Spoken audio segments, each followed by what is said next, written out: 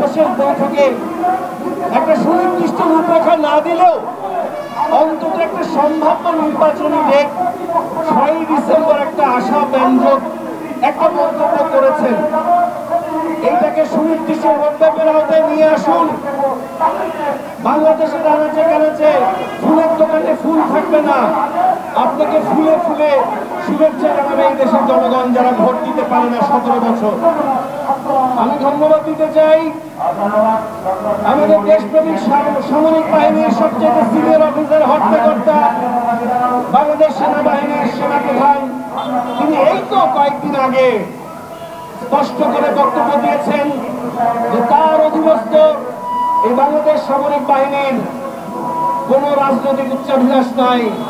এই দেশপ্রেমিক সামরিক বাহিনী বাংলাদেশে একটা রাজনৈতিক গণতান্ত্রিক উত্তরণের জন্য সর্বাত্মক চেষ্টা করে যাবে এবং তিনি সকলের সহযোগিতা চেয়েছেন, আক্রমণ নয়।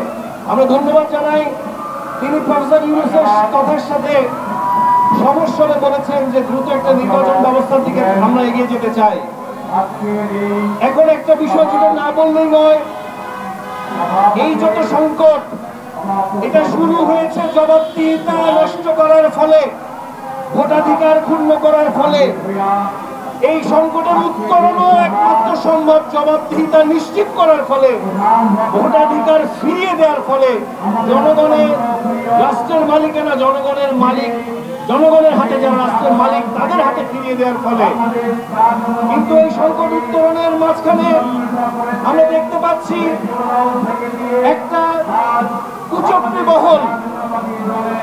আমরা খুব দুঃখের সাথে বলতে চাচ্ছি, অত্যন্ত ভারাক্রান্ত হৃদয় বলতে চাচ্ছি, একটা দল একটা মত তারা বাংলাদেশ জাতীয়তাবাদী দল বিএনপিকে ইসলামের মুখোমুখি দাঁড় করাচ্ছেন, ইসলামী মূল্যবোধের মুখোমুখি দাঁড় করাচ্ছেন, ইসলামের সাথে সাংঘর্ষিক অবস্থানের কথা প্রোপাগান্ডা ছড়াচ্ছেন।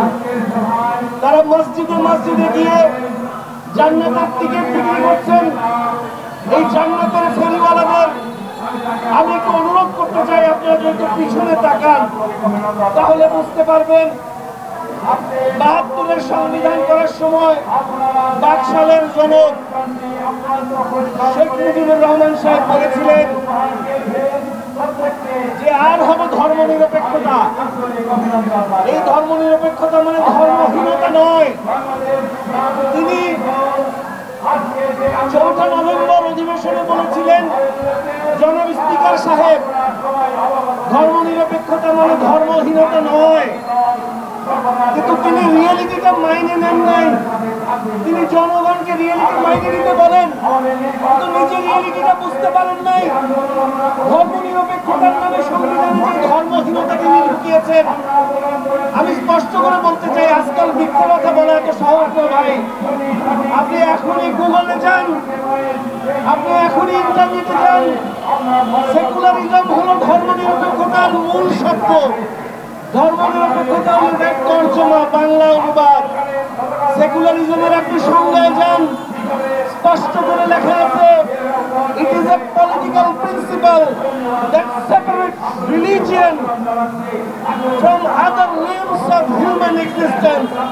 তার মানে আপনার মসজিদে ধর্ম থাকবে, মন্দিরে ধর্ম থাকবে, প্যাগোডায় ধর্ম থাকবে, গির্জায় ধর্ম থাকবে, কিন্তু বক্তব্যের মঞ্চে ধর্ম থাকবে না, খেতে বসতে ধর্ম থাকবে না, বিয়ে শাদীতে ধর্ম থাকবে না, রাজনীতিতে ধর্ম থাকবে না।